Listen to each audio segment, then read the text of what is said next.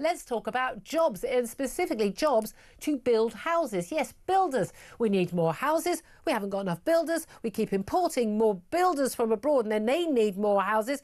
We're kind of in a Ponzi scheme of house building being done by foreigners. So what a good idea that Labour has unveiled. OK, they also did it in March, but a bit more detail now. A £100 million plan to battle the housing crisis by training 40,000 builders by 2029. Let's talk about this with Maxwell Marlow, who's Director of Public Affairs at the Adam Smith Institute. He's also Director of Policy at the YIMBY Initiative. So YIMBY as in yes, in my backyard. A very good afternoon to you, Maxwell. Afternoon, Julia. Thanks How for are you? joining us. Very well indeed. I'm quite excited and not a little surprised. It appears that Labour have got a good policy that will actually do good things. Am I right? It's marginal, really, Julia. I mean, it's a large amount of money for 40,000 workers by the end of this parliament. So let's look at this in the round with the stats.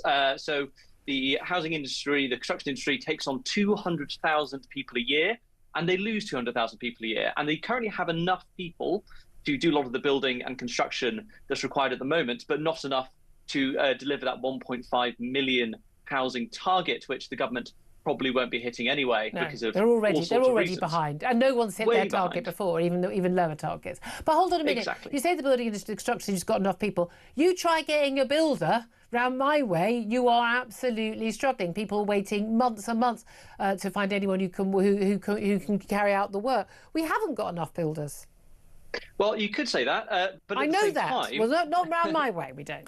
Well, this is a big thing. So half of SME, small, medium-sized enterprise house builders, will probably go bust by the end of this parliament. So that is thousands of companies that we rely on them very much. Well, because the planning system and the financing for the planning isn't there. So they've got this big bill going through parliament at the moment. The planning and infrastructure bill doesn't go nearly far enough. So when you ask developers and builders, like I do with the YIMBY Initiative, what's holding you up? They're just saying we've got this massive backlog of development that we're trying to get through, but the planning system isn't letting us bring on new builders or parts, whatever else. It took me 6 months to get planning permission for a shed, for goodness sake. I mean, it's madness. But this is the thing. We were told there's this big planning reform. I cheered them on for this. Tories have tried to do it, talked about doing it, and then they had a load of Tory MPs in the Shires go, oh, no, none of my, they're all NIMBYs, not in my backyards. None of my constituents want to build it. Now we've got a lot of Labour MPs who've now representing those seats going, oh, we're not sure either. Everyone agrees we need to build more houses. They just want them built somewhere else.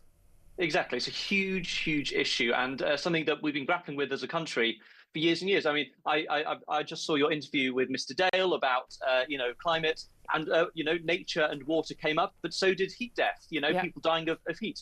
I don't know if you know about this, Julia, but heat death is much, much higher in Europe than in really hot areas like Texas or Singapore or Malaysia. Do you know why? It's because we build AC units, air conditioning, which is basically illegal to do on new builds in the UK. In fact, it's forbidden by our building regulations. So the regulatory structure suffocates house building. Literally mad, literally mad. But again, it's a religious zealotry. It's not about fact. But I mean, surely training up more of our young people to do a worthwhile job, very rewarded job, often very well rewarded, very lucrative job, is a good thing.